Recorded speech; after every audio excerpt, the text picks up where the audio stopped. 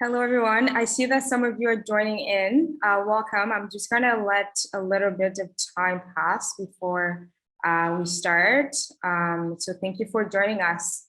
And I'll be coming back to start in around a minute. So welcome.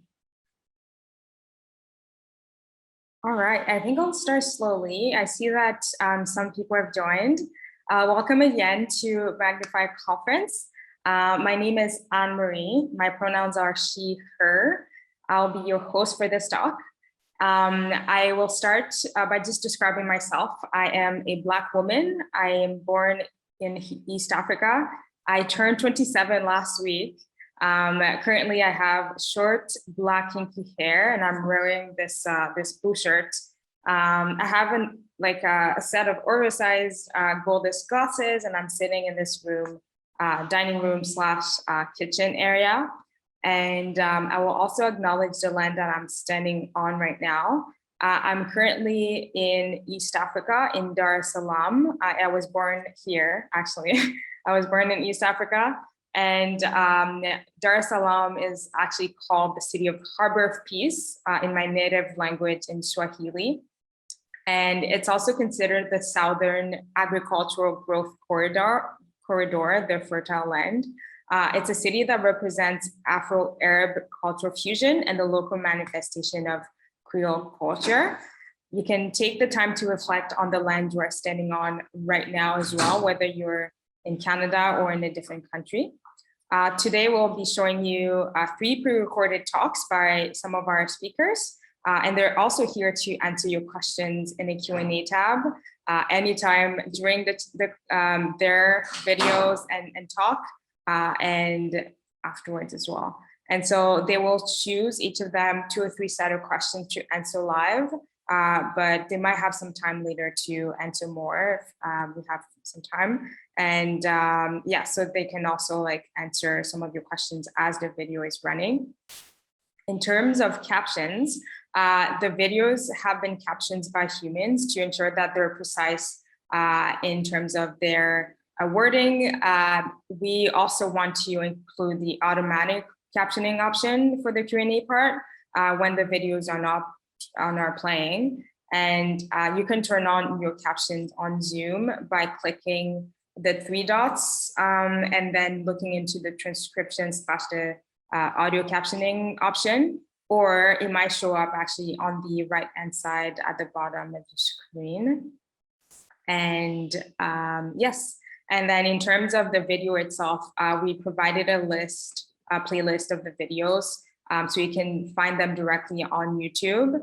And Claudia is going to send it right now in the chat, so you can access it if you want to take a look into changing the subtitles yourself and how they're shown onto the screen.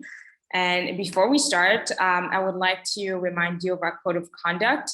When asking questions or engaging with people on Slack, Claudia will send the link in the chat again, but as a whole, we're dedicated to ensuring our online space is harassment-free and for all people, regardless of gender and gender identity, of age, of sexual orientation, of disability, of physical appearance, of body size, race, religion, and lack thereof. And we do not tolerate any form of harassment of participants in this conference. And those who violate these rules might be removed from the conference without a refund at the discretion of the organizers. So thank you so much for joining us today. And we're going to send the link to the code of conduct, but I'm really glad you're here today, and we're just going to start very soon. And I listened and watched to some of the talks. So let's start. Even if every designer and researcher dedicated to themselves to inclusive practice, it would not be enough without an inclusive workplace and industry. Today, we'll be joining our speakers and everyone else under theme Looking Within. You will hear about their experience within the workplace and the ways that they've advocated, both of the speakers, they've advocated for inclusive workplaces. And so our first talk will be 30 minutes. It's called Parting the Roots by Simone Wright, and they'll start very shortly. Thank you for attending. Hello, everyone. My name is Simone Wright, and I will start off this recording with a brief description of myself. I am a Black woman living in Canada. My hair is Black, and I wear it in its natural curly, kinky state. And it is currently styled in a two-strand twist hairstyle. So it looks like a lot of mini tiny ropes twisted all over my head. I'm also wearing some jewelry. I love gold and I love pearls. So I'm wearing some pearl earrings and pearl necklaces and gold necklaces as well. I'm currently wearing an African print shirt from Benin. So it is a fuchsia pink shirt with navy blue and green kind of worm-like patterns all over it.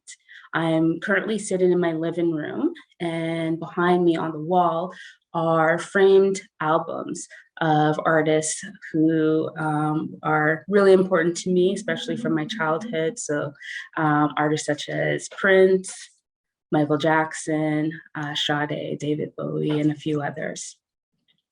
So today I'm going to be talking about something that is very dear and important to me. And it's a nonprofit that I started called Pardon the Roots.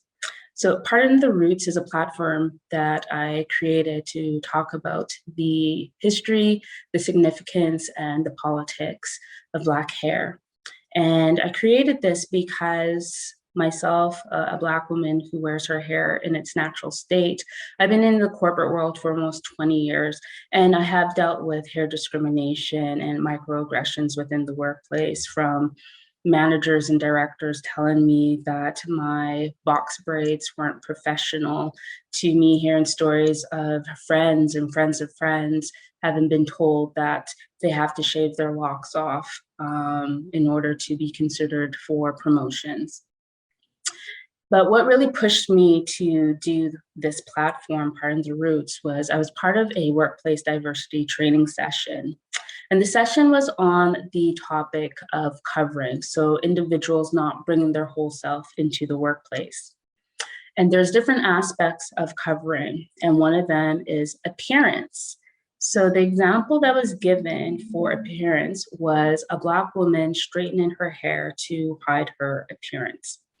Now, there is some validity with that statement, but the facilitator didn't provide any kind of historical references or context behind that blanket statement.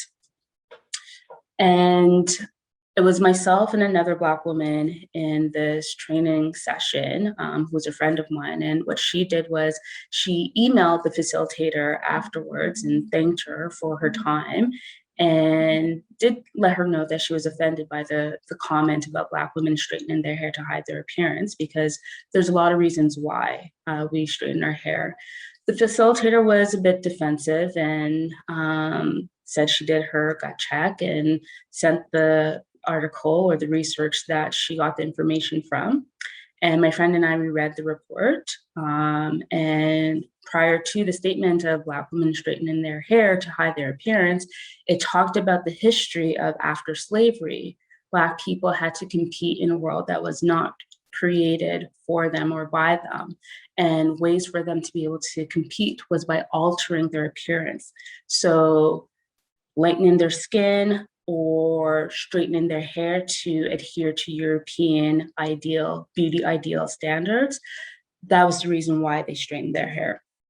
So in my conversation today with you guys, I'm going to briefly walk you through the history of Black hair and provide some facts and even my own personal lived experience with wearing my hair in its natural state. So at this point, I'm going to share my screen and walk you through my presentation.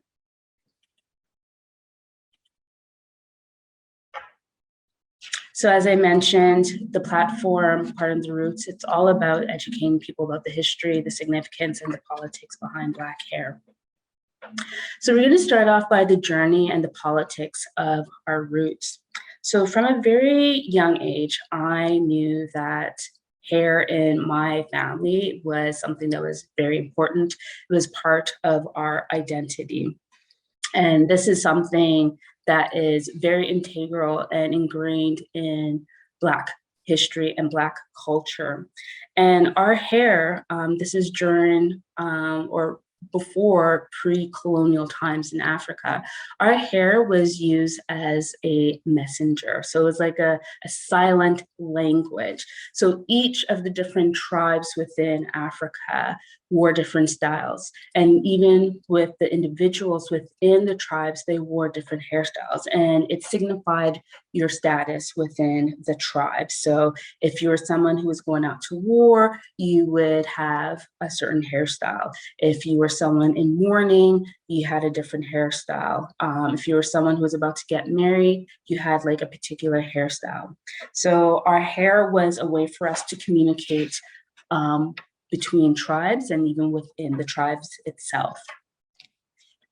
So our hair is considered to be divine. And it's considered to be divine because hair is the most elevated part of your body, meaning it's the closest to the gods.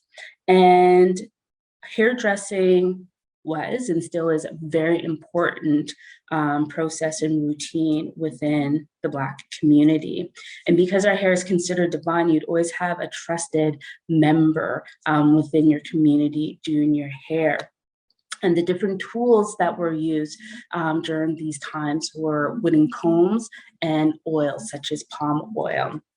And similar to what we see with the barbershops and the hair salons today, the task of hairdressing, it was really an act of communities to get together. It was an opportunity to share stories and to bond with one another.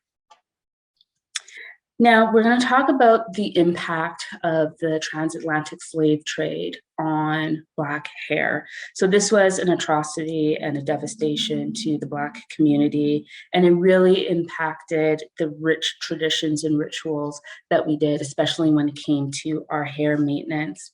So the images that you see on the screen on the left-hand side, you do see the Europeans, Brandon, and enslaved African. So those were some of the steps that were done as they were preparing the enslaved Africans to bring them to the New World. But they also did things such as shaving their hairs. And this was a way or the starting of the erasure of culture. So shaving one's hair, as I mentioned in the previous slides, our hair was a messenger. So this was a way to end all that kind of communication between one another. And it was also said that it was done for hygienic reasons. So upon the arrival into the quote unquote New World, the enslaved Africans, they faced a lot of long grueling hours, and they lived in very, very disastrous environments that were rampant with lice, disease, you name it. And the practice of their hair maintenance was removed because they didn't have the time, nor did they have the actual tools that they used in Africa to do their hair. So a lot of them had to resort to using metal brush that were used for sheep to detangle their hair. And they had to resort to using leftover grease from cooking to moisturize their hair. And you'll notice within the middle and the right image, the enslaved Africans, they are wearing what is called head wraps. So these were leftover cloths that they would use to wrap their hair to protect their hair from any elements from the sun, from bugs, but also because their hair, a lot of them did suffer from hair loss and scalp damage as a way to protect their hair. And also too, it was kind of a shame that the beautiful crowns that they had, that they really were showcasing within Africa, it wasn't in the same condition. So also the wrapping of the hair was a form of, covering themselves out of shame.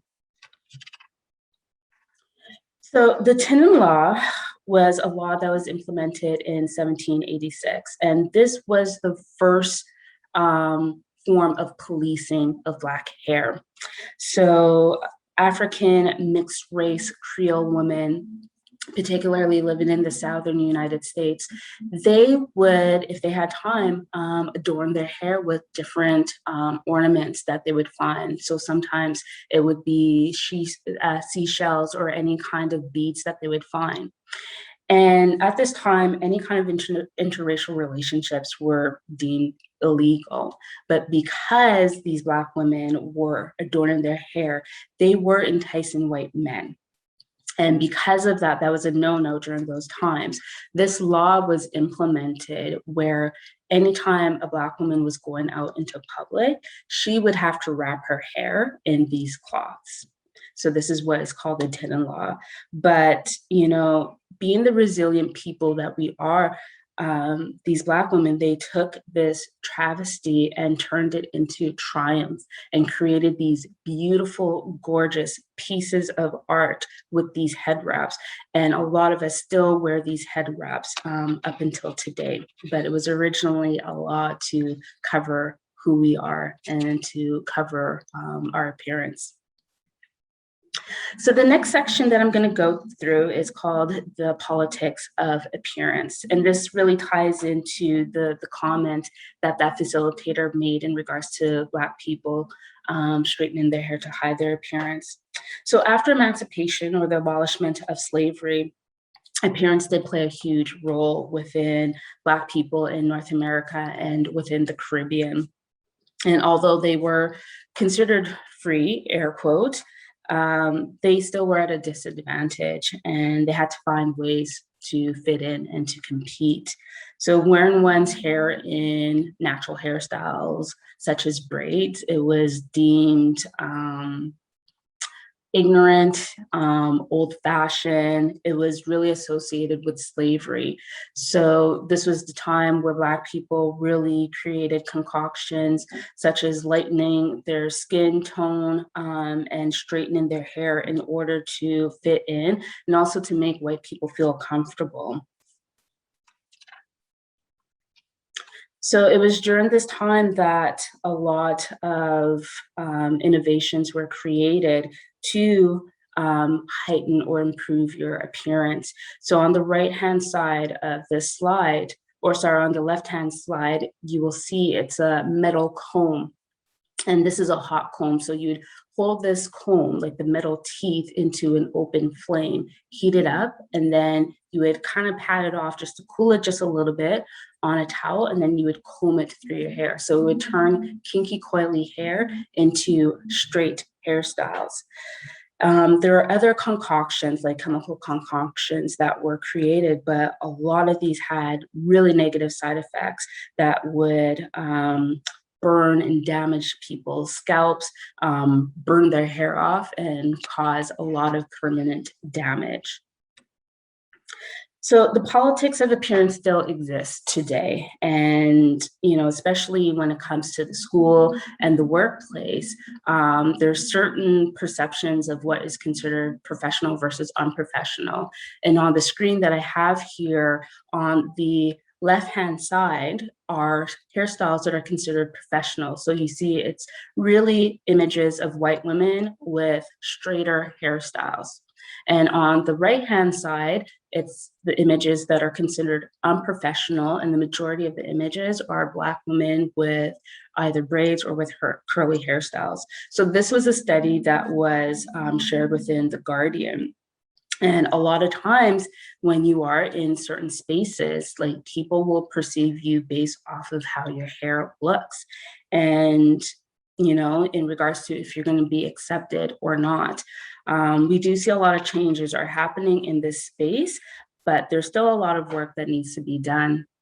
And I'm going to share this study with you. This was done by Unilever, who is part of the Crown Act. That is an act to protect individuals, particularly Black individuals, to wear their hair in its natural state. So on this slide, what I have is 4 images of Black women. So starting off, the first one, it's a Black woman wearing an afro. The second image is a Black woman wearing long box braids. So these are just like long individual braids. The third image is a Black woman who is wearing a blonde wavy weave. And then the fourth image is a Black woman with a very short, straight bob.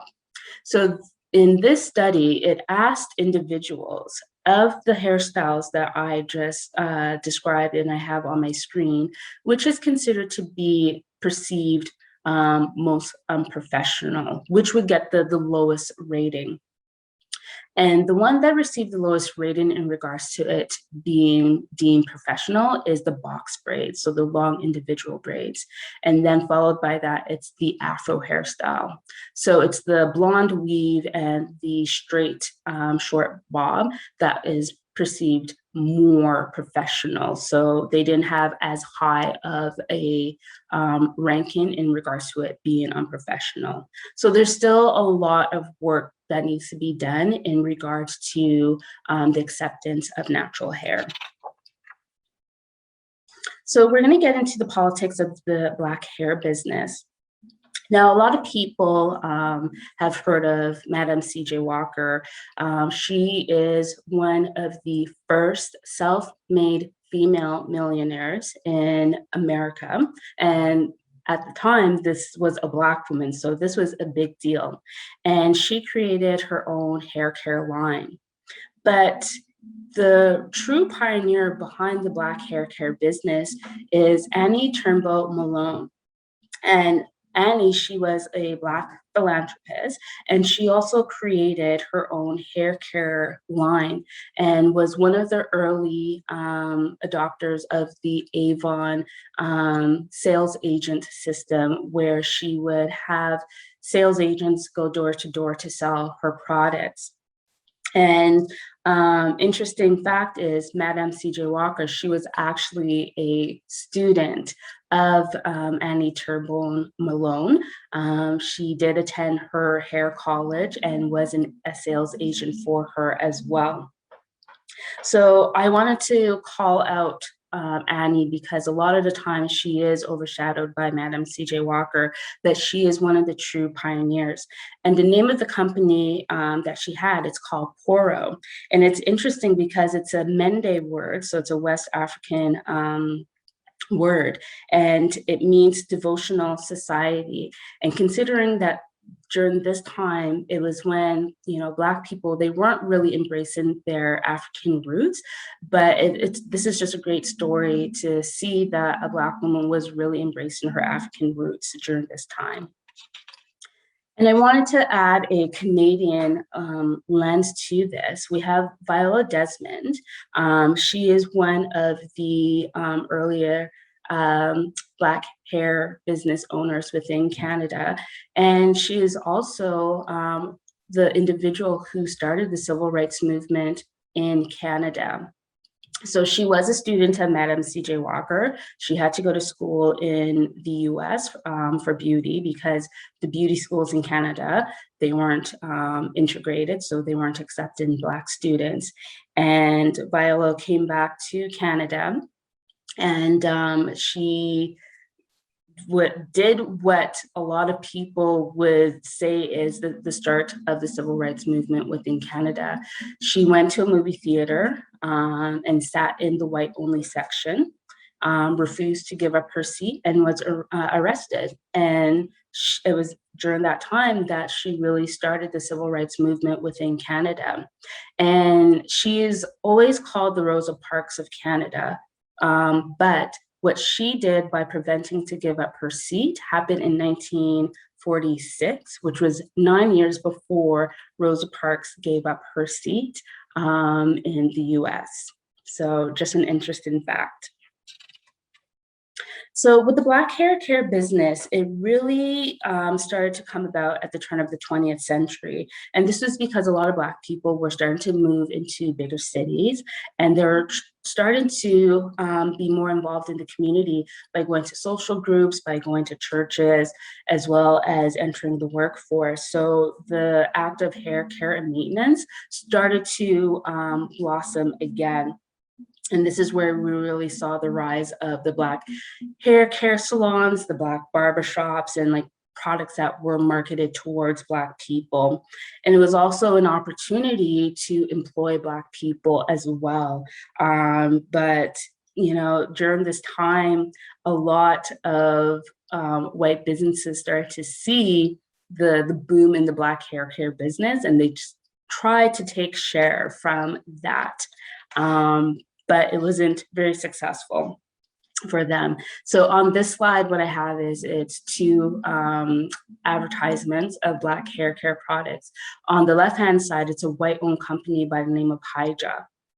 And the statement says, could this girl vamp your sweetie? So it's asking, could this Black woman with her wavy hair, could she steal your man?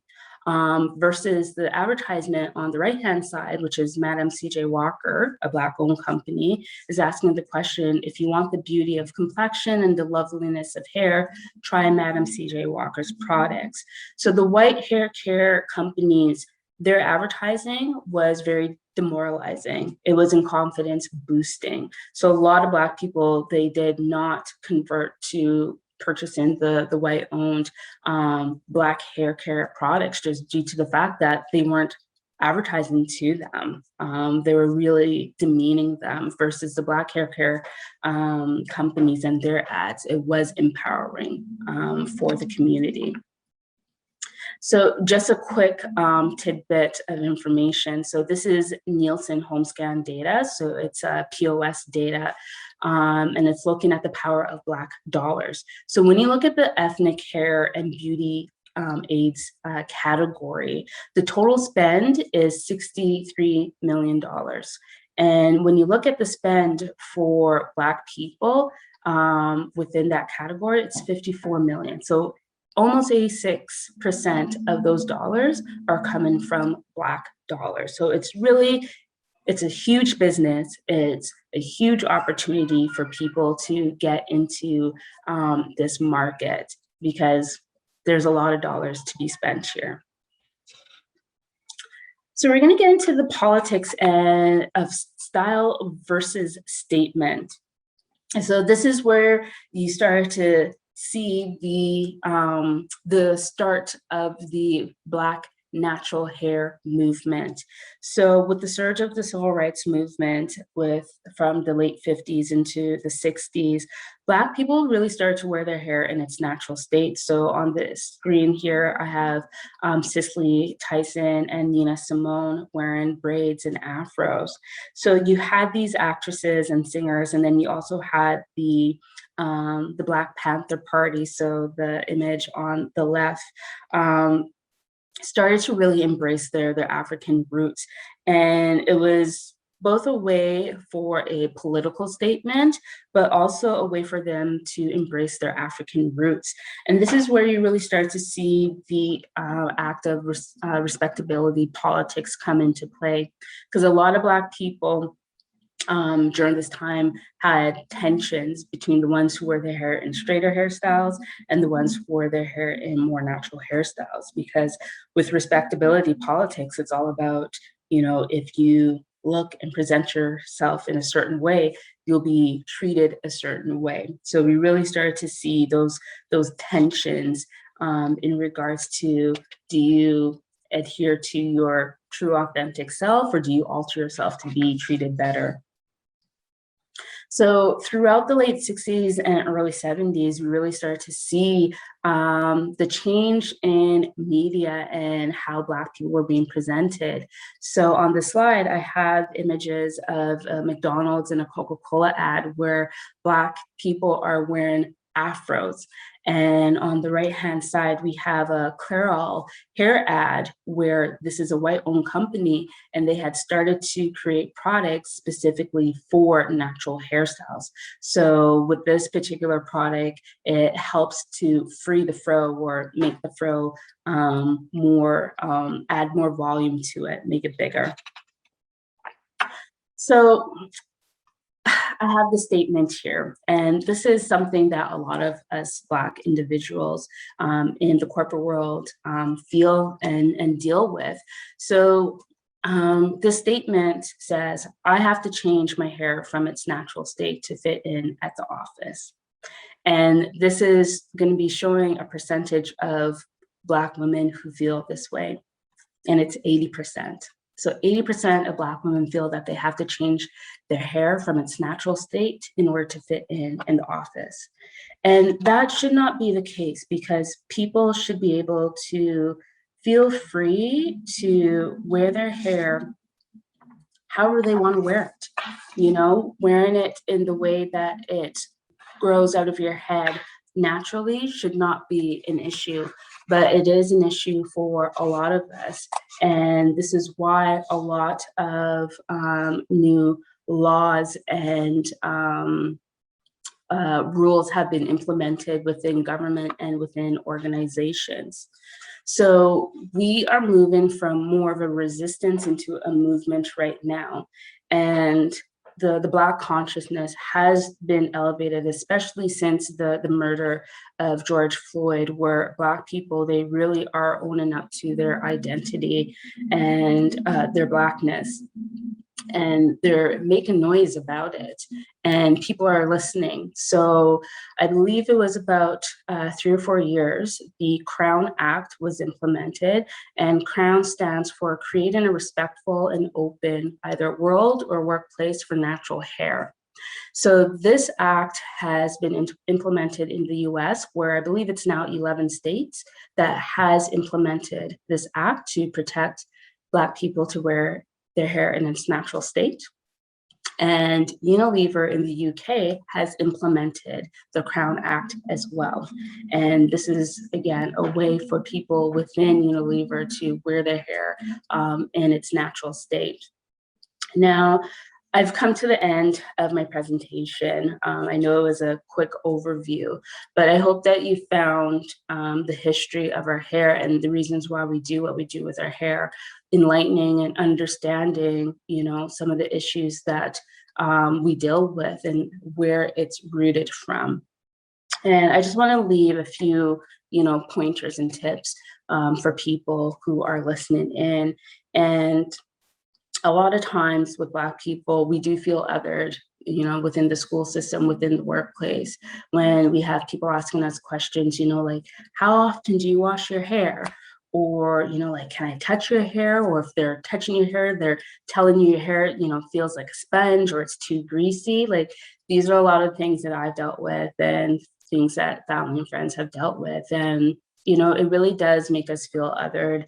It does, feel like people are invading our space, especially when you're touching someone's hair. You are impeding on that person's personal space. So I just want to, leave you all with understanding, when you're being frequently asked these questions or told these comments, it's kind of like death by 1,000 cuts. It's all about the frequency of it. Like, you might not think that someone asking you how you wash your hair might not be a big deal, but when it's being constantly asked, it really does impede on your self-confidence. I know people are curious about our hair, and the thing that I would say is that if you are curious, ask us, but do it in a respectful way. A lot of times you could just take a Black person that you see, one-on-one outside of like a big group and ask them questions, as opposed to like asking in a big group and that person just feels like zeroed in or othered out from everyone else. So it's really about, like empathy and just being respectful of people. And, don't be afraid to ask questions. People, we know that our hair is different. We know that there is curiosity, but it's the delivery and, the way that you are approaching people and asking questions. So I hope that you have found this, again, enlightening. You have learned something. Again, my name is Simone Wright. These are the sources of the information that I used for this presentation. And if you have any questions, please contact me on my Instagram at Pardon the Roots. So thank you again for your time and have a blessed day.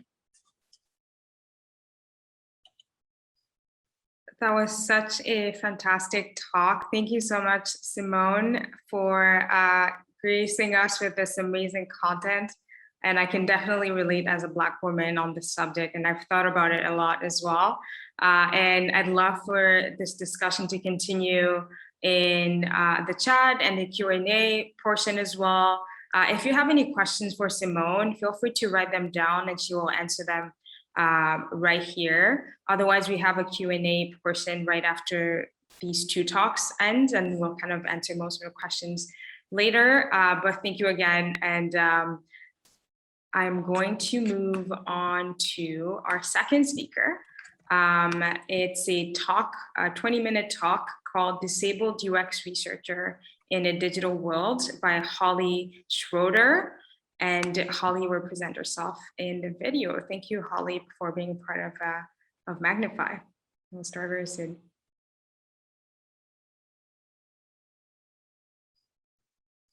We are all responsible. Hi, I'm Holly Schroeder. I'm a UX researcher from St. Louis, Missouri. I work in health tech. I have long brown hair, dark brown eyes, olive skin, and I'm disabled. Disabled isn't a dirty word. It's part of the bits and pieces that make up who I am. Being disabled is just one part of who I am, but much like someone's culture, it's so much a part of my experience that I can't really separate it out. I don't need or want anyone to be sorry about my disabilities, although I do appreciate expressions and acts of empathy when times are tough, and sometimes they are. However, what really helps the most is when people make a conscious decision to be an ally, promote accessibility, using their talents to put it into action, and encouraging others to make it a standard, to make it the standard. As a worker in tech, the lack of equity and access is overwhelming at times.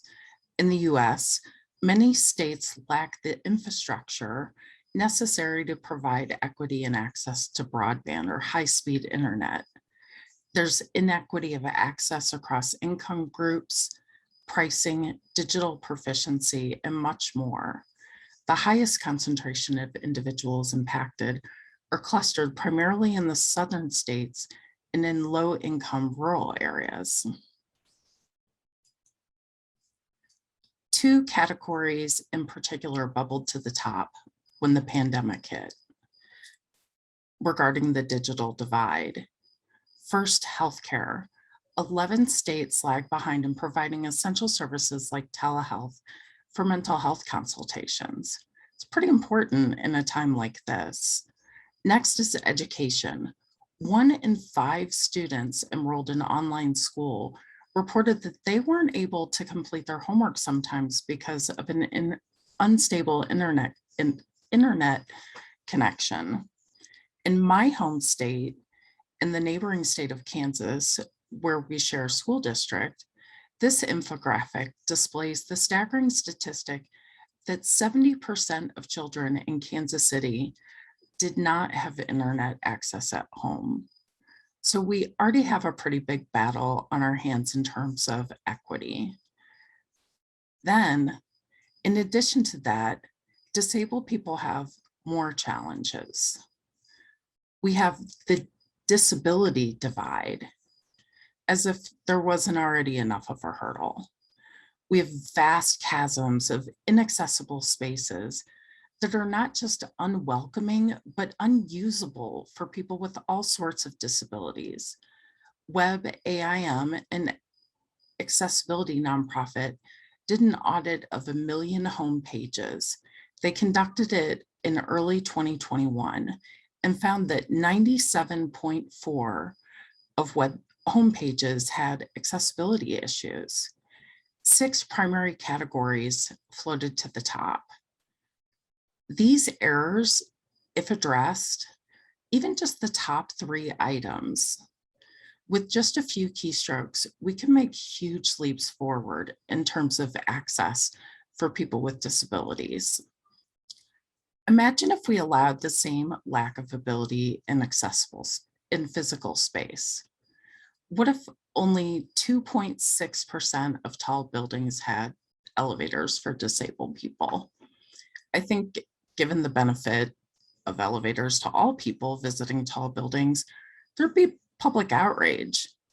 What if we went even a step further and not only removed the elevators, but when designing new structures, we didn't plan for them at all? It seems a little ridiculous, doesn't it? But does it also sound a little familiar? Let me give you an example. There's a popular drop-in all audio chat app that I'm sure many of you are familiar with. Maybe you hang out there. For anyone who's hard of hearing or deaf, like me, I'm hard of hearing, I wear hearing aids. Exclusion is automatic. All audio means no lip reading, and puzzling on whether I heard boat or goat or note, it's just too exhausting. I need captions. For someone who's deaf, it's a total non-starter. No captions, no participation. The company's gotten heat from the disability community and activists, but nothing's changed. By design, it's not accessible, and it's certainly not the only example. So how many people exactly are disabled? Am I asking you to put a lot of effort in for a bunch of fringe cases? I'll let the numbers speak for themselves. 37.5 million Americans 18 and older report difficulty hearing, and that comes straight from the National Institute of Health. I hope you're starting to notice that disabled people aren't fringe cases. Deaf and hard of hearing is just one kind of disability. That's 15% of Americans. So what about worldwide? How many disabled people are there? Globally, about 1 billion. In the US alone, it's 41 million people. I'm one of them. I have numerous disabilities, most of which are not immediately visible, as is the case for many disabled people. The world of disability is as varied as the people in it. People who have disabilities have them for all kinds of different reasons. Some people are born with a disability. Some people may become disabled because of an illness, disease, an accident, or as the natural course of aging.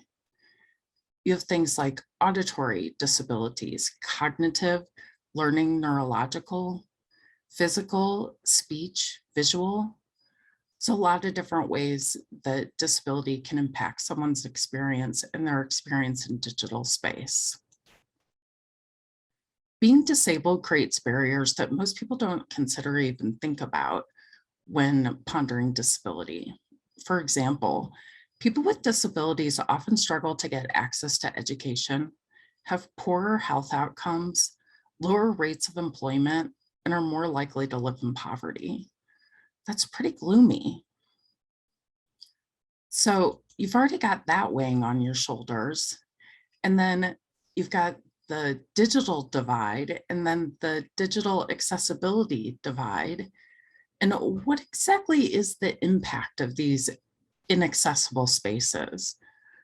Digital accessibility is part of the long list of challenges disabled people encounter daily. Worldwide, we've grown dependent on the digital world to handle some of the most basic transactions that we do from day to day. Banking, shopping. In some ways, it's increased our freedom of power and choice, but that's not true for everyone. One example is the job application process. This has become a devastating obstacle for some disabled people. Online applications have become the standard for recruitment, and 90% of those sites don't meet even the lowest requirement, single A for accessibility. That's a complete full stop. It's not even not getting an opportunity to interview. There's no way to apply for the job. For me, I have disabilities in more than one category, which is common for many people who are disabled. I have a degenerative brain disease called essential tremor, which can interfere greatly with my ability to perform simple tasks like using a mouse.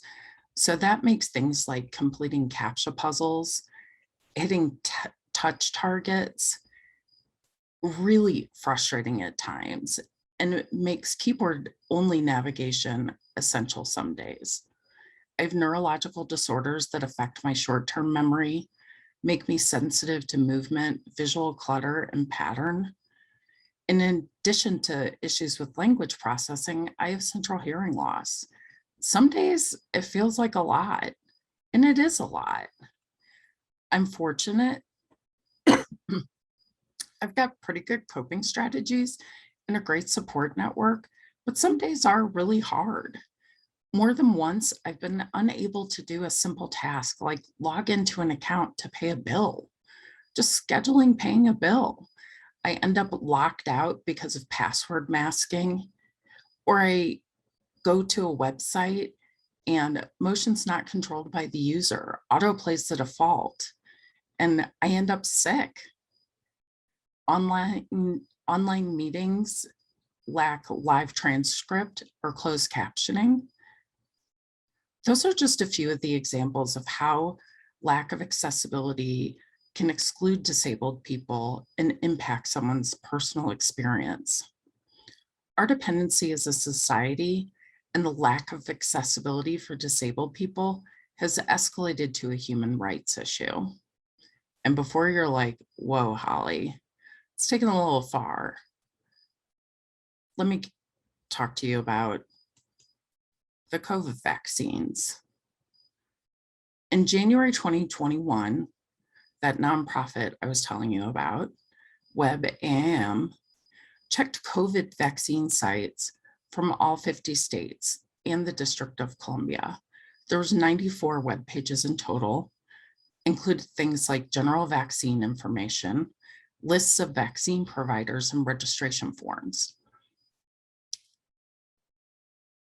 Blind people across the United States reported that they were unable to access even basic information to find out where they could go to get a vaccine, how to register for a vaccine, or to actually register for a vaccine. They could not complete the task by themselves and had to have the assistance of another person. And so maybe you're thinking, well, why can't they just call? Well, call centers have long wait times, limited operating hours, and that information may be housed within the completely inaccessible website. Additionally, blind people are particularly vulnerable to contracting COVID because they often can't physically distance themselves from others without help. If you're blind, you can't see other people to know that you're about to encounter someone who isn't wearing a mask and looks sick, or just someone who's not wearing a mask. It truly is a human rights issue. So that brings me to my next point, and what I started with. We're all responsible. And as people working in tech, we have an extra responsibility to be mindful and advocate for accessibility. We are uniquely positioned to have a real impact on the work being done, whether you're someone who designs screens, experiences, or the code that runs it all. Nobody gets a pass. We have a collective responsibility to keep a light shining on accessibility from inception to launch, to ensure that disabled users are included every step of the way. Whether you have an accessibility specialist or an accessibility team, we need all hands on deck. Accessibility is about more than just checklists. You're going to have to dig a little bit deeper. Checklists are great to make sure you're in compliance with governing bodies, but it requires a little more effort than that and some personal reflection. So take some time, pause and ask yourself if your team or company is doing what they can to include disabled users in the products and services that you're designing. What are you personally doing? Be honest with yourself. Do you use ableist language? Do you even know what that means? If you don't, Google can help. Do you have biases against people with certain types of disabilities? If you answered yes to any of those questions, I encourage you to grow and learn more with an open heart and mind. And plan for growth. Plan to grow personally and professionally. At the beginning of the year, I look ahead and consider my personal and professional goals. Among them, I include learning and networking objectives that support my desire to continue my education around accessibility and increase my understanding of how various disabilities impact users. Even though I myself have disabilities, that doesn't mean I know everything about all disabilities that exist, or even all the scenarios that could exist for someone who has my particular type of disability. Every individual is different, and I'm not being a very good ally if I'm not seeking out that information. And if you don't know how to be an ally, learn how. And it's about more than just thinking accessibility is a nice idea. It's a combination of self-education, a commitment to diversify the media you consume, the literature you consume, amplifying the rich tapestry of disabled voices, hiring and promoting disabled people. Those are just a few examples.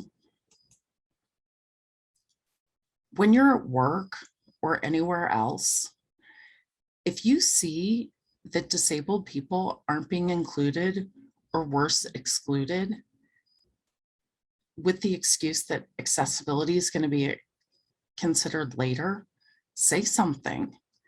Might be a little uncomfortable at first, but like most things with practice, it becomes second nature. You might be the only one for a little while, but in my experience, the more that we shine light on this, the more people feel empowered to say something. And it won't be long that you're the only one. You will start to create that community of allies. Advocate for your disabled colleagues and make sure your workplace is a psychologically safe space where they know they have allies to support them. That is everything to someone who is disabled. Knowing that you can say something and that it's okay, that it's not going to be ignored or disregarded, that you're going to be supported. That's a really big deal. Go exploring. If you're here today, you know your way around the internet. Set aside some time. In fact, book it on your calendar. Block it out. Learn about some of the disabilities that exist. There's a lot to choose from. Many are unseen, and find out how that can affect the experience of various users. Get familiar with the current guidance from the W3C Web Accessibility Initiative, the Web Content Accessibility Guidelines, and other websites like WebAIM. There's podcasts, webinars, meetups, autobiographical videos and blogs to teach you how to apply and understand the documentation around accessibility, user stories about how disabilities impact the lives of disabled people. All tons and tons of information and people available who are willing to share that information if you just take the time to look. Plan to be inclusive. Watch for the bystander effect. It's really easy to assume someone else has it handled, especially if you have a specialist or a team. But keep in mind that it's really easy to talk about it. It takes more effort to make sure that it gets carried out. So take the time to make sure that plans are being made and follow through, and that they get followed through with. I've put up some simple examples of how you can be exclusive. Co-design and test with disabled people. Ask disabled people for their input. Include them on your team.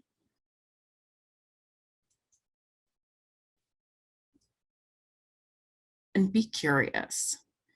Ask disabled people questions. Although, a word about consent, please. Whether it's public or private, always ask for consent first. Sometimes we're simply too exhausted to be the teacher that day. That does not mean you should give up. Do not take it personally. Try again. Most people are happy to help, but also do what you can do and don't expect disabled folks to do the work that you can do for yourself. Show respect to individuals. If someone tells you something's offensive, don't fight or argue. It's dehumanizing. Just because one person isn't bothered by a phrase or term doesn't mean that someone else might not be. Lastly, think about how you can contribute and how you can do better, starting right now.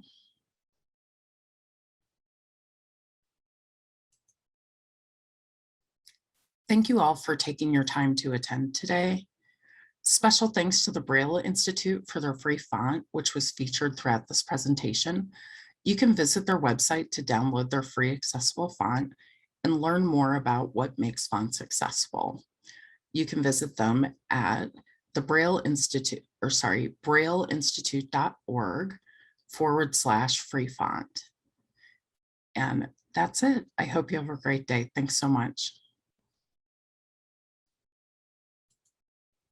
Thank you so much for telling us about your experience as a researcher and from your perspective as well. And she talked about disabled UX researcher in digital world. That was the title of her presentation. I will now move on into the break. We'll take 10 minutes. So we'll be back around 4:10 p.m. So yeah, in 10 minutes, we'll be back so we can listen to the last talk. But in the meantime, if anyone has questions and you want to connect with both Holly and Simone, the chat is open, the Q&A portion as well. And yeah, thank you so much. And we'll be back very soon.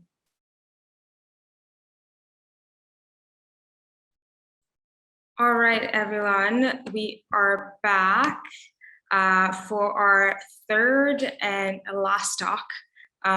It's going to be 24 minutes. It'll be a talk by Hanya Khosrowshahi on the concrete ceiling. And I will introduce Hanya. So Hanya is an Iranian and Muslim woman. She's waving at us right now. She's in her early 30s.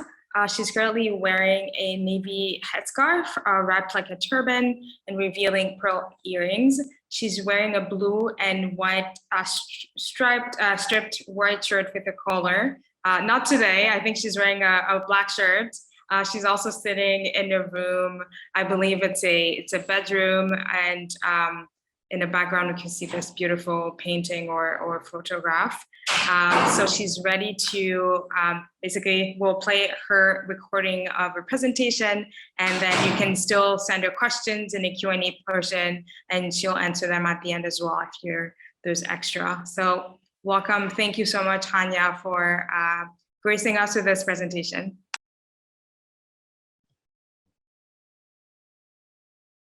Hi, and welcome to my talk on the concrete ceiling. My name is Hanya Khosrowshahi, and my pronouns are she, her, hers. I'm a researcher, designer, and writer based in Kigali, Rwanda.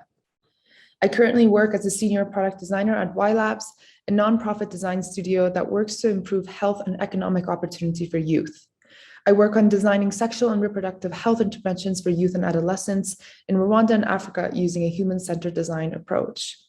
I'm also a design educator, working as a UX instructor at Juno College of Technology, and I mentor students enrolled in Springboard's design program, helping them navigate the design industry. Lastly, I co-founded 1001 with my sister in May of this year, a social enterprise that supports women of color to thrive in their professional lives. My mission is to build safe spaces that empower and elevate underrepresented voices. I use creative problem solving, collaborative participatory methods, and storytelling to create deeper connection and compassion between individuals and within communities. I believe in developing impactful and equitable outcomes that honor diversity, foster belonging, and transcend boundaries. I was born in Iran and immigrated to Canada at a very young age. I'm a Muslim identifying woman who has lived and worked in Western countries and societies post 9/11. But I'm not just an immigrant, I'm also a settler in a country that was founded on stolen land and the genocide of Indigenous people home. And this positionality has allowed me to engage in conversations around race and systemic discrimination in a more holistic manner, understanding that the struggles that I have faced are symptoms of a much more toxic, racist, and white supremacist culture and system that we all find ourselves in, but only a few benefit from. And in so many ways, my personal experiences have granted me the opportunity to think about these deep structural issues that have impacted my career. Over the last 6 or 7 years, I have worked as a designer and researcher within the technology space. But I realized very early on that the workplace environments I found myself in were not designed for me or with me in mind. For years, companies have framed diversity in tech as a pipeline problem, that the reason for the lack of diversity is due to there not being enough qualified candidates from different backgrounds. And this claim is not only untrue, but it also dismisses the effects of racism on people's careers. What I've realized is that the tech industry's current challenge is not hiring women of color, it's keeping us there. A 2009 study from the National Center for Women and Information Technology found that although the number of women in computing professions has increased since 2017, so has the number of women who leave tech companies and careers. So in this talk, we will begin by unpacking what the concrete ceiling is. I will explore the barriers to career success that stand in the way of women of color by analyzing concepts such as the concrete ceiling and how they manifest in the workplace. In the second part of the talk, I will offer actionable ways in which we can begin to better support women of color in the workplace across industries and disciplines, and how we might design solutions specifically for and with women of color. The talk will ultimately explore one central question: how might we create equitable workplaces and safe spaces that allow women of color to thrive? Let's get started. The double whammy of discrimination, or in other words, double jeopardy, was coined by Black feminist activist Frances M. Beale in her 1969 acclaimed essay, Double Jeopardy: To Be Black and Female. Her essay weaves in class analysis and examines the economic exploitation of Black women and exposes the ideology that the more an individual is marginalized, the more likely they are to be exploited. And research has shown how double jeopardy negatively affects the professional lives of women of color. And the compound effects of these experiences result in lower paying, fewer prestigious, and few powerful jobs. And the number of women of color in top-level executive positions reflect this impact. Women of color comprise only 4% of C-level positions, despite representing approximately 18% of the US population. And therefore, the factors that prevent women of color from advancing at work are significantly different than those that hold back white women and men of color. For example, Black women are held at higher standards than the white male and female peers. Native American women suffer from one of the largest pay gaps, and employers are less likely to hire Middle Eastern women who wear a headscarf. For women of color, the glass ceiling metaphor doesn't cut it. Rather, we face a concrete ceiling, a term that was specifically made for women of color in mind.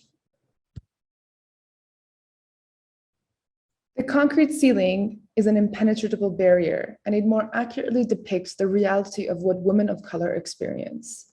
The origins of the term can be traced to Victoria Sapan's 2015 thesis on the Black ceiling. Her study is on the barriers to US Black women's career advancement due to the double discrimination they face in organizations' cultures, policies, and practices. So the term glass ceiling originated because you could see through it and see what was possible. But you hit against a barrier as you pushed up. So the aspiration was there and the expectation was there. This quote is from Eileen Lang, retired president, CEO, and honorary director of Catalyst. She continues to say, think of a concrete ceiling. If you're in a bunker, you don't even know there's a sky out there. The ramifications of double jeopardy and the concrete ceiling in the professional lives of women of color are endless, and we'll discuss some of them together today. Our systems, institutions, and workplace cultures were not built with women of color in mind. Therefore, navigating these environments proves incredibly challenging because we're held to standards of professionalism that were defined by white, heterosexual, cisgendered men who regard the standards that they set and established as the norm. In February 2021, Jacinda Brown Duckett became only the second Black woman to serve as the CEO of a Fortune 500 company in the United States. And despite well-intentioned efforts to advance diversity, inclusion, and equity in the workplace, stories like this stand to be the measure of who sits at the top of the corporate ladder, where women of color remain severely underrepresented. Together, we'll talk about a few ways this manifests in the workplace. The first one being performance reviews. These are subtle yet pervasive doubts about competence, intelligence, and skill unrelated to actual performance that create a common struggle for women of color and function as a barrier to career advancement. And these manifest most dramatically in perceptions of leadership. Our standards for who and what leadership looks like often ignore women of color and favor Western credentials and attributes embodied by white men. And these include being competitive, dominant, aggressive, and masculine. This value system includes a definition of leadership that is one-dimensional and prejudiced. There's yet again a double disadvantage here. Women of color don't fit companies' measures for leadership because those measures were developed in the mold of white men. And there are many consequences that women of color face as a result. The first consequence is the concept of working twice as hard. This discourse and expectation that women of color need to work twice as hard as others to succeed. And this leads to burnout and working on projects that are outside of our roles with no extra pay or remuneration, and potentially contributes to mental health issues with no guarantee for career advancement. The second consequence is around imposter syndrome, the perceived self-doubt that undermines professional confidence and downplays one's professional accomplishments as fraudulent. And the consequences of this are that this syndrome is disproportionately experienced by women of color, in part because we are underrepresented in the workplace, causing us to feel like we don't belong. And there's always talk around take what you can get, rather because you don't necessarily have a choice. And the last consequence is around tone policing. And tone policing is based on both racial as well as gender stereotypes. These manifest when Black women are often called angry, or women who are seeking leadership positions are often labeled too emotional to lead. And the consequences of this are that we don't feel like we are heard, recognized, and valued. We are not put in line for promotions, and it can also lead to mental health issues due to a lifetime of being marginalized and it leaving detrimental effects on an individual's sense of belonging and mental and psychological health. Leadership and management teams across industries, not just in tech, have not been successful in acknowledging the long-term effects of racial and gender discrimination on the day-to-day lives of women of color. And additionally, they have not created pathways to remove the many roadblocks that affect their careers and well-being. So now we're going to talk about the lack of management supports. What's most alarming is that women of color receive less risk support from their managers, lacking the necessary mentorship and recognition that is crucial to getting ahead. And according to a McKinsey & Company and leanin.org report, although it's not always a conscious decision by managers, women of color often report to bosses who are less likely to promote their work and contributions and help them navigate organizational politics or socialize with them outside of work. And let's get one thing straight. Women of color do not lack ambition or confidence, but we're often reporting to managers who do not support us in overcoming the challenges that stand in the way of our career growth and advancement. And because of this, we're often left out of the networks that could help us move forward in our careers. One of the ways that we see this happening is through unconscious bias. A study by the International Labour Organization reported that unconscious bias is a significant barrier to women's career advancement. A key factor remains to be the lack of opportunity to lead or participate in important projects that can increase employee visibility and competitiveness for promotion. These are often referred to as stretch projects. And these are opportunities that can open many doors for women of color, allowing us to grow and rise in the ranks. And what's interesting is that the decisions about who should be assigned to these projects lies in the hands of senior executives, who are for the most part white and male. And coupled with research that has shown that white Americans have on average 91 times as many white friends as black friends, white and male leaders promotes employees similar to how they choose friends. In other words, when it comes to sponsorship, leaders and managers are more likely to search for employees like them, those who look like them and think like them, as well as those who have similar life experiences. Consequently, what this does is reinforce existing gender and racial biases. The lack of management support also manifests in the sense that women of color are often passed up for promotions because they're deemed as not strategic. So we are judged as not having the potential to create broader impact within organizations. And this hinders our career trajectory and limits the possibility of creating more diversity in key decision-making roles. And lastly, the frequency and form and style in which women of color receive feedback illustrates the lack of management support. Research has shown that feedback towards women is less actionable and useful for leadership progression than when feedback is given to men. In addition, women of color receive criticism based on personality rather than job-related skills, making us less likely to advance to senior level positions. So what's important to note here is that we can't even begin to crack the concrete ceiling unless we put the responsibility on our current leaders to do the work.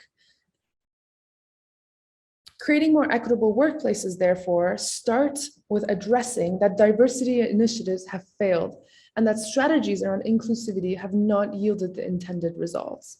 So therefore, it's not difficult to see that retention is a significant factor in this failure.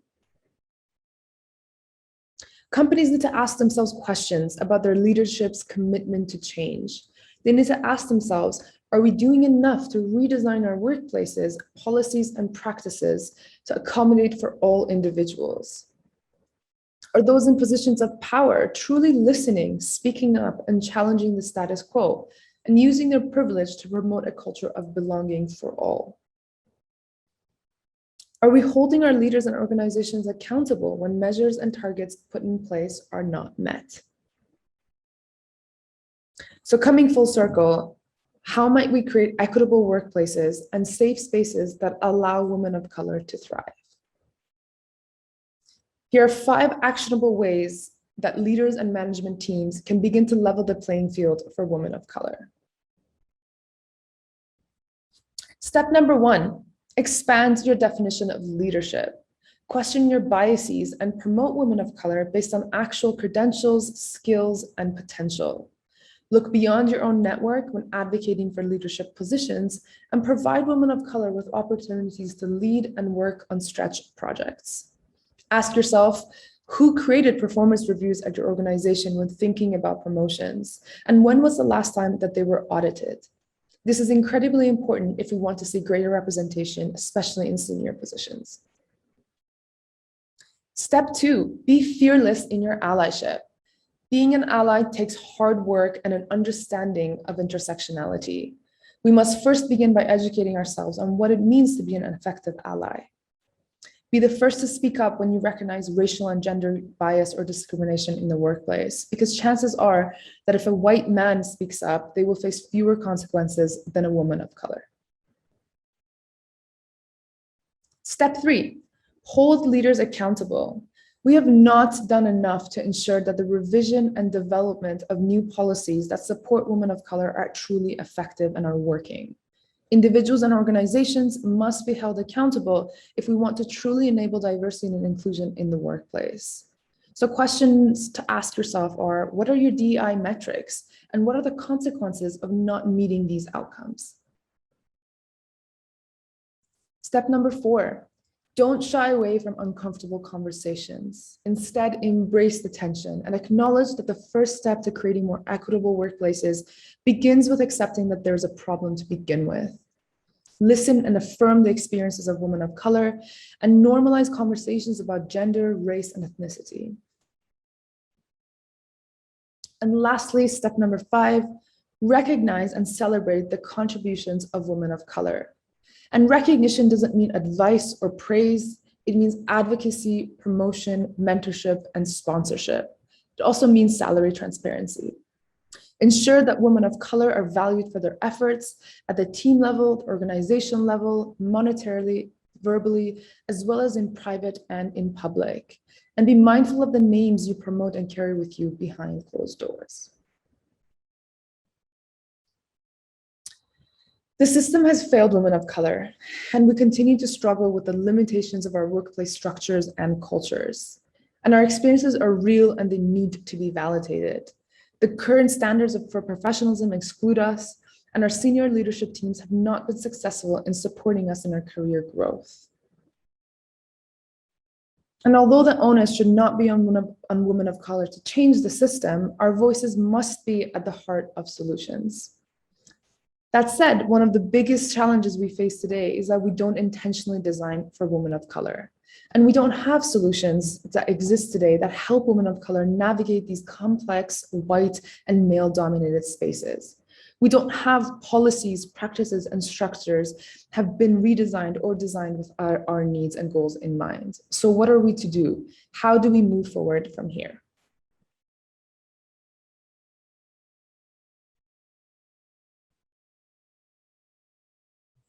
This past year, my sister Zahra and I co-founded 1001. 1001 is a social enterprise that supports women of color to thrive in their professional lives through community, healing, and growth. It was born out of our frustrations with systems, structures, and spaces that were not built with us in mind or for us. We are on a mission to create solutions and outcomes that support and work for our community in the hope of creating more equitable workplaces. And here's how we do it. 1001 was built on 3 pillars. Connect. 1001 is a community that connects women of color to each other. We're committed to building inclusive and safe spaces that foster equity and nurture belonging. Support. We support women of color through healing and storytelling, and together we share experiences, celebrate resilience, and honor cultures and identities. And lastly, thrive. 1001 equips women of color with tailored resources needed to navigate their careers, realize their potential, and thrive in their professional lives.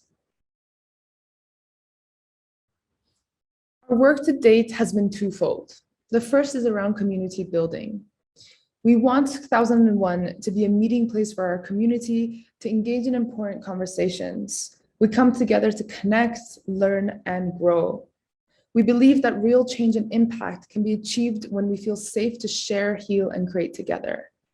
Our community is at the heart of our solutions, and we aim to build with and for them in mind.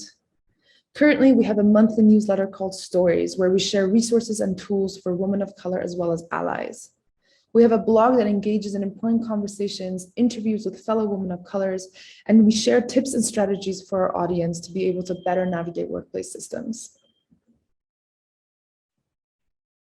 We are also conducting a study on women of color and their experiences using a human-centered design approach.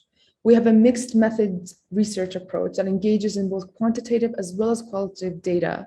And our aim is to gain a deep understanding of who our target audience is, what their experiences are in everyday life and in the workplace, along with their motivations and ideal outcomes for their future. We believe in an evidence-based approach. We use community-driven design methods and participatory methods to engage our audience through numbers, stories, reports, and testimonials. We aim to measure our impact and test solutions and track results in order to continuously improve solutions to meet the needs and goals of women of color. Some of the research questions that we are exploring in this study include, what are the key challenges and barriers that women of color face in the workplace? What is the ideal workplace culture and experience that allows women of color to thrive in their professional lives? What does a safe space and community for women of color look like? And how can leaders, allies, and DEI experts be involved in potential solutions that support women of color in navigating workplace systems? To my fellow women of color, based on my own experience and research, I offer 3 pathways to focus on as we begin to look forward to a better future. The power of community. Building a support network is crucial to balancing feelings of marginalization with a sense of belonging. Being a part of communities where individuals have similar experiences is helpful to feeling heard and valued.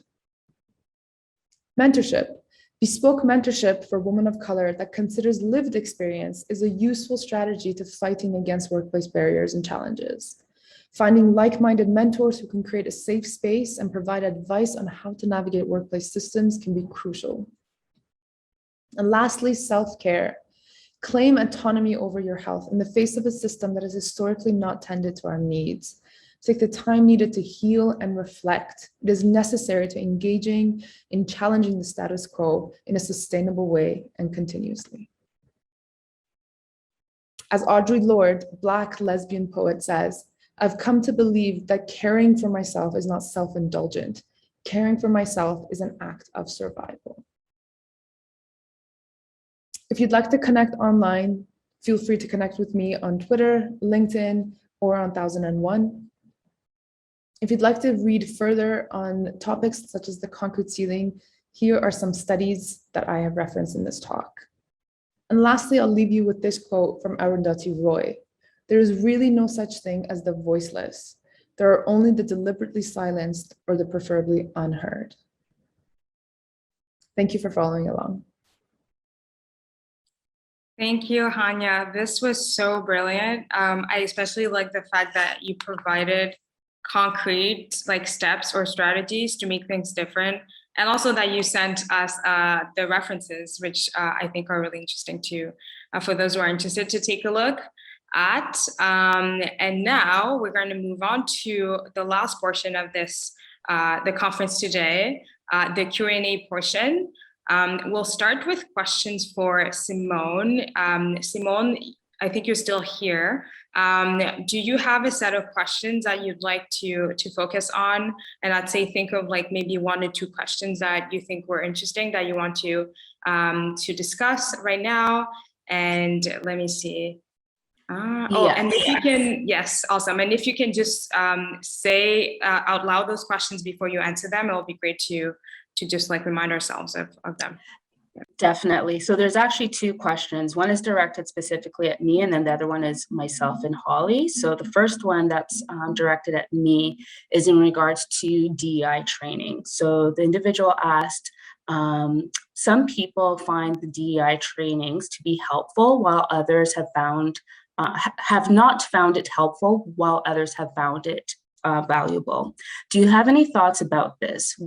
What do we need to do to ensure it is incorporated in DEI training to make it effective? Any thoughts would be helpful. So for me, I do find value within having DEI training sessions within the workplace. A lot of organizations, what they do is the e-learnings. And with e-learnings, it's just a recording. You're just watching a video. You don't really have that opportunity to ask any kind of questions or really engage with the facilitator. My 2 things that I do want to call out are if your organization is going to be having DEI training sessions, 1, it should be someone who is from that community who has the lived experience so they can speak to it. So for example, with my Black hair talk, like definitely you would want someone within the Black community to be engaging and having those conversations. Or especially here in Canada right now, like a really pressing issue is the Indigenous community and the discovery of the residential schools. You would want someone from that community to discuss about that. So having someone who has lived experience, or at least someone who is an expert in that field. You don't necessarily, have to have that specific lived experience depending on the topic. I just want to call that out.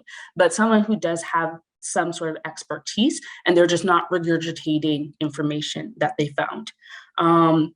So I think that, well, for me, example, I do the talks that I did with you all today. I do it for organizations across Canada. I've also done it within the UK. I've done it for schools. And I do find that, there is that opportunity for people to ask me questions, just how we are on this platform. So definitely it is beneficial. And I would say that also too, that if there's an opportunity for organizations to have some sort of like an infinity space after, because some of these conversations, they can be triggering. They can, they can be hard topics for people to really digest, regardless if you're from that community or not. So really trying to implement those infinity safe spaces to have those conversations after. The second question, and this is directed both at myself and Holly, and it's about talking about people and their experiences. So Marissa is asking, I was wondering if they could expand more on how they feel one should respectfully engage others in having conversations on these topics. So for myself with the hair and Holly with the disability. So for me, when it comes to the hair conversation, I totally understand the curiosity that surrounds our hair, because I'm even curious when I see other Black people with like really dope hairstyles. My thing is that it's all about your intent and how you are approaching the individual. So what is your intent? Like, what question are you trying to solve? What is that curiosity itch that you need, scratched? So I don't want people to feel afraid to ask people questions, because especially in this day and age, in this environment that we're in, people are afraid to ask questions. Don't be afraid, engage. But it's all about your intent. What is it that you're trying to solve? And then also to your approach. Are you asking because you are actually curious, you have an authentic interest, or are you slighting the person? So in regards to, engaging in these conversations, just make sure that you are doing so in a respectful way. You're not doing so in a way that you're making the person feel, othered or uncomfortable. And just let the individual that you have the question to, just let them know, like flat out that, I don't know, and this is why I'm asking you. And this is why it's really important that we have diversity in spaces, regardless if it's in the workplace, within the school system, and with, making sure that diversity and inclusion and equity is fostered, especially within the organization. It needs to be implemented from the top all the way down through the organization. So my takeaway, it's what's your intent and how are you approaching the individual in order to engage in these conversations? I love that, Simone. And I love that you asked, don't be afraid to ask questions. And I think we can demonstrate with a little bit of role play if you're game. So if Yes. I, as a white person, I would never walk up to Simone, start reaching for her hair and say, I want to ask you questions about your hair. I would say, hi, Simone. We've been friends for a while and I've been admiring your hair. I'm really curious. Is it okay if I ask you a couple questions? Absolutely, Holly. I'm game. Ask away. Right? Like there's nothing to be offended about in that scenario. And the same thing if Simone asked me about my disability, we could do it the same way. You could say something like, Holly, I know you have essential tremors and had brain surgery. I'm really curious about that. Would you mind if I asked you a few questions? And I'd be like, yeah, sure. Why not?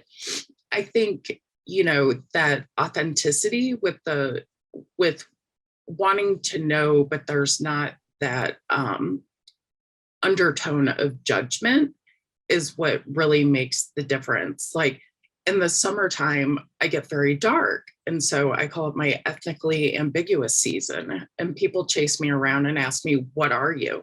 Right. And so that comes off very offensively. And, an example, one time someone said, it was August and I hadn't been indoors all summer like I was this year. And they said, oh, you're very tan. Are you always that color?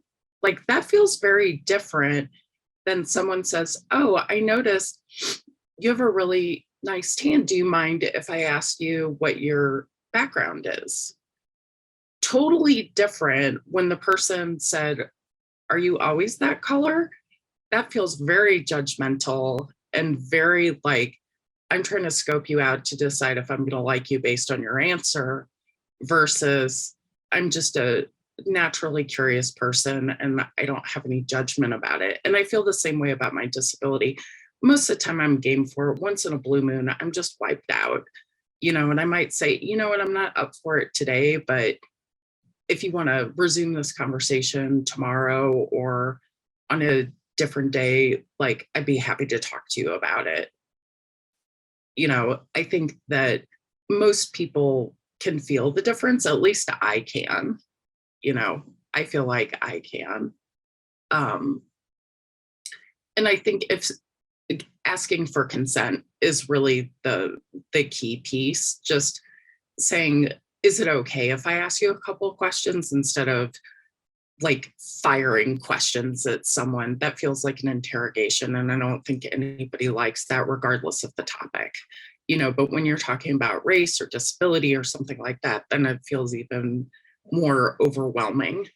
The other question that I had is, do you have any advice or tips on how you could reach people with disability to take part in research?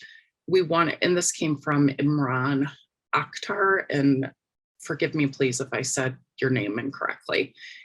We want to make sure our research is inclusive, but we find recruitment of excluded groups a challenge. So here in St. Louis, we have a nonprofit organization called Paraquad that assists people with disabilities. And so if you are looking for research participants, you can reach out to them and ask if they have anyone who is disabled who might be willing to participate in research. And so again, getting consent, that you can reach out to nonprofit organizations that are advocates for disabled people, or you could specifically ask in your recruitment for people who identify as a disabled person. It's not a dirty word. I mean, it's no different than, my hair's brown. It just is, you can't separate it out. So it's just part of my experience. So I think that is often when people are looking for disabled users here locally, that's how it's done. And I think that that's probably the easiest to access to large groups of people with diverse disabilities, because obviously, like anything else, disability is a spectrum. How much someone's disability impacts their experience is going to vary, and there's so many different ways to have a disability. You want to try and get a little bit of representation from as many different kinds of people as you can, just as much as you would with ethnicity or age or anything else. And so that's a useful way that I know to go about it. Sounds amazing. I know the conference ends today around 5 p.m. So I was wondering, Holly, do you have any other questions you would like to tackle before we move on to Hanya's portion? Otherwise, we'll just engage Hanya.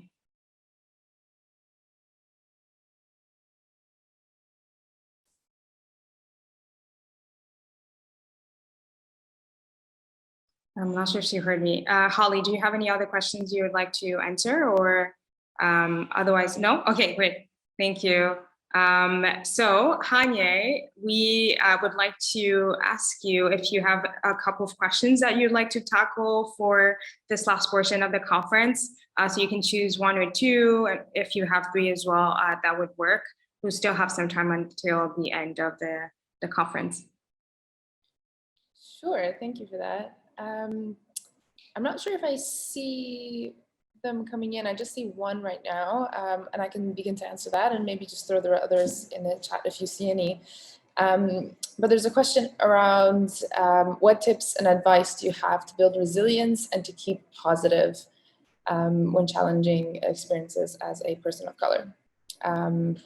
Yeah, I don't know. I think that's a tough one. I think for everyone it would be different. But I think I would recommend to find out what works for you. I think for me, it took a really long time personally to figure out that certain strategies or approaches that would work for me in terms of being able to sustain myself in the face of this ecosystem, so to speak. So starting therapy for me, I'm a huge proponent of therapy because sometimes professional help can allow you to get the validation you need to kind of persist in the face of the system that really just does not acknowledge your existence and does not benefit you. So I would say that for me has been monumental in terms of even finding the language to speak to some of the things that I had been feeling for years, maybe decades. So I thought that was really that was very important. Something else I alluded to it in the talk was self-care. I think self-care is kind of being thrown around a lot as a buzzword now when it comes to mental health, which I'm really happy about. At the same time, as I mentioned, Audre Lorde kind of coined this, at least within this space, as an act of resilience and an act of like rebellion almost, right? Because again, we're exploitation with individuals who are getting discriminated both because of gender as well as for race takes a very different toll on you. So in that respect, again, acknowledging what type of self-care works for you. Some people journal, some people like to get in a bath. Depending on what that is, I think that's also been very helpful, at least in my experience. Amazing, thank you. I have a question actually for you, if you don't mind. I was wondering, you're in Rwanda right now, I believe. I'm in Tanzania, so we're neighbors at this moment. And so I was curious about the specific context you're in at the moment. Have you worked or lived in, I believe, in North America or like in Europe? And what difference do you see in terms of like equity in the workplace and leveling the playing field basically for women of color?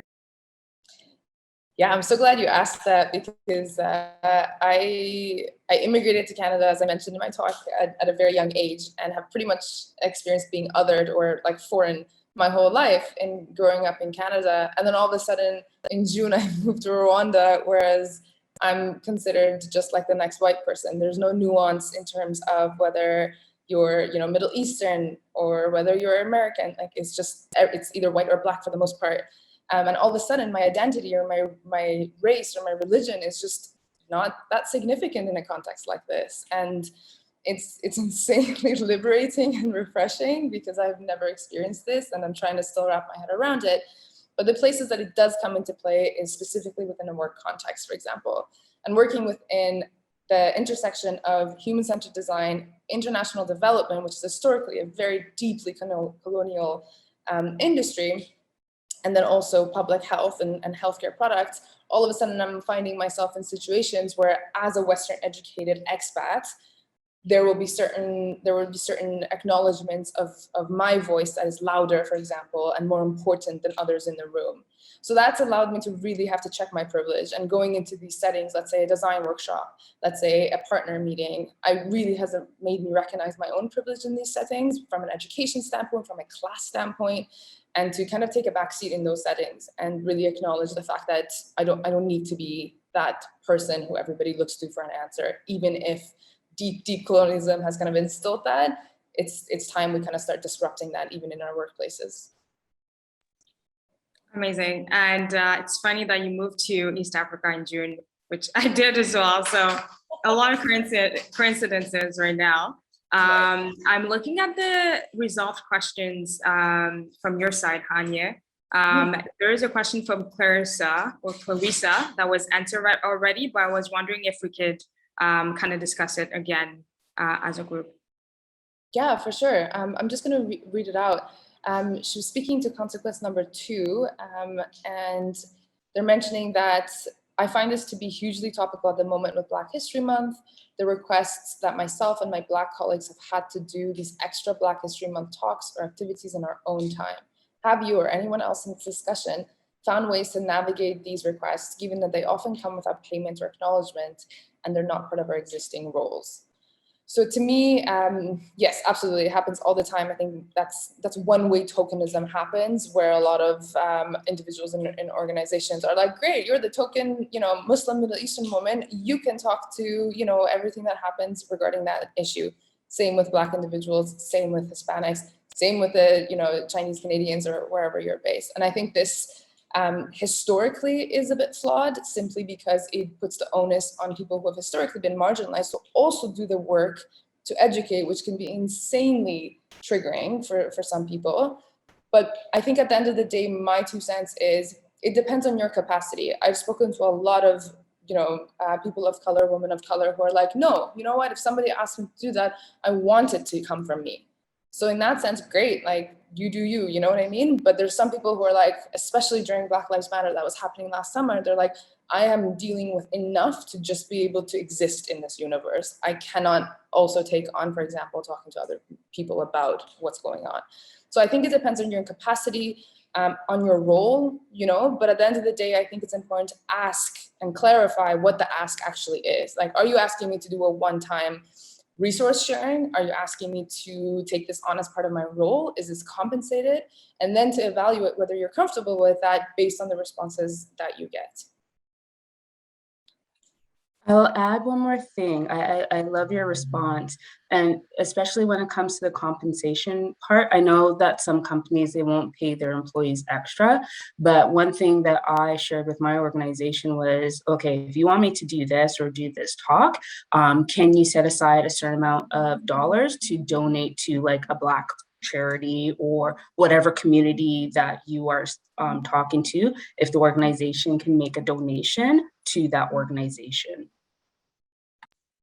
And the same thing happens with disabled folks. I think it's true for any marginalized group, that the emotional labor gets pushed back on the marginalized group. The responsibility for education gets pushed on the marginalized group. And I know when I gave my talk, that's part of my emphasis on consent, because as you said, sometimes that can be triggering for the person. That's part of the reason you want to ask, is it okay if I ask you a question about this? Because maybe they're not up, maybe they had 5 microaggressions that day and the emotional capacity is not there. And it's not about not wanting to be helpful. It's just my resources are spent. Like, I just don't have it left as a human. And I think that people who aren't part of a marginalized group don't understand, because they don't have that experience every single day all the time. And I love your suggestion about making a donation to a nonprofit, or clarifying the ask. I'm usually pretty happy to do it or to talk about it. Part of my role is accessibility for my job. So in my case, most of the time it would be an appropriate ask. But if it was beyond working hours or in addition to, then that would be different. And when I get approached in the community, it's just, do I have to do that radical self-care that Audre Lorde talks about? And do I have the capacity for that? And if I don't, that's okay. And it doesn't, I think, for the asker, know that it's not a rejection from the whole community. It's that individual just may not have the resources at that time, and go ask somebody else. That there's, I'm not the only disabled person. You're not the only woman of color. Like, there's plenty of other people to ask. and do the work that you can do yourself. There's plenty of information available. Don't expect marginalized groups to do the work for you that you can do on your own.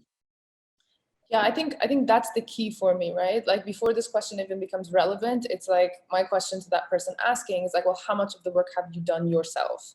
Because I think this is really deep, intentional work. And if we are going to change, quote unquote, the system, or at least accommodate for all people to exist within it, then it's going to be hard work. And I think a lot of people actually ask that question as a scapegoat, and it's not okay. And for historically, people of color have had to say yes, because we feel like that might be one way in which we can actually create change. But it's doing the lazy work a lot of the times in my experience personally. And I think Clarissa has also mentioned this, that usually this is a conversation that comes up during Black History Month, or an event happened and there's a lot of like, you know, microaggressions or like Islamophobia that's happening. And it's like, great, let's dedicate a day to talk about it. Oh, the Indigenous community is under threat, has always been, but just because of the recent happenings in Canada, let's all of a sudden talk about it now. But these are things that have been going on for decades and centuries. So it's not okay to just pick 1 month to talk about it, and obviously that person being a marginalized person as well. So my take with all of this is it really depends on who's asking and whether they've actually done that intentional work themselves, and they're choosing to build on it through the perspective of people of color, which is totally fine. Amazing. I think we have 2 minutes before we close. But before we do, I'd like to thank every one of our speakers today and everyone who attended as well. Thank you for making this day of Magnify conference happen. So yeah, thank you so much, Simone, Holly, and Hanye for being brilliant speakers, and for also being available for anyone who might have questions or want to connect later. And yeah, your presentations were so brilliant and the conversations were interesting as well. And I learned a lot today, and I hope this was useful for both three of you as well, not just, it was super useful for us, but I wish it was also like an amazing experience for all three of you. And I'd like to talk about tomorrow. So tomorrow is our final day of the conference. You can join us